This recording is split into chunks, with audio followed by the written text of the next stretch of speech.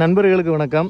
இதுதான் அந்த முன்னாடி வந்து யோக நரசிம்மர் கோவிலுக்கு வர பாதையாக இருந்திருக்கும். இப்படியே வந்து நீங்கள் பக்கத்துலேயே பார்த்தீங்கன்னா ஒரு பாதாள லிங்கம்னு சொல்லுவாங்க. இதை பார்த்தீங்கன்னா கீழே கருங்கல், மேலே வந்து செங்கல் வச்சு கட்டியிருக்காங்க.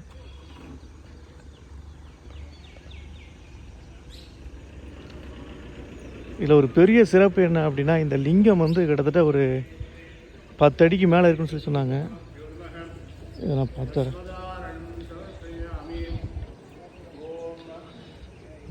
பாதாவிலிங்க டெம்பிள்னு சொல்கிறாங்களா? தி பாதாவிலிங்க temple is located to the north of Lakshmi Narasimha statue. This shrine contains a huge monolithic Shiva linga with a large circular pedestal. யோனிபித்தா, அதை மேலே கீழே உள்ள ஆவுடை லிங்கம் சொல்லுவாங்களே அது. drawing a pranal outlet, all measuring about 3 meters in the height. The shrine faces east and is built on the plain basement with a single projecting course. ஓகேங்களா? இதில் இன்னொரு சிறப்பு இருக்குது.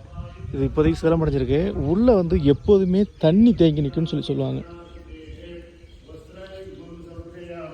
எப்போதுமே தண்ணி தேங்கி நிற்கும். மேலே ஏறி யாருமே பூஜை பண்ண மாட்டாங்க, கீழே நின்று பூஜை பண்ணிப்பாங்க. உள்ளே தண்ணி தேங்கி நிற்கிது இல்லையா? இங்கேருந்து வருது பாருங்கள், இங்கேருந்து தண்ணி வருதா?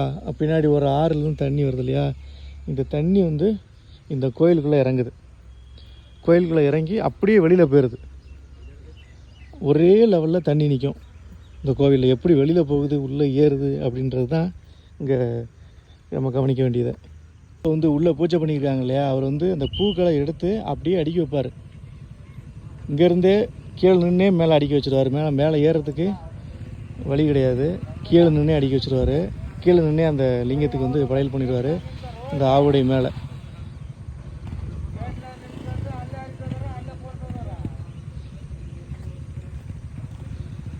இதோட வரலாறு என்ன அப்படின்னா, ஒரு ஏழை பெண் இந்த கோவிலை வந்து கட்டி கொடுத்ததா வரலாறு.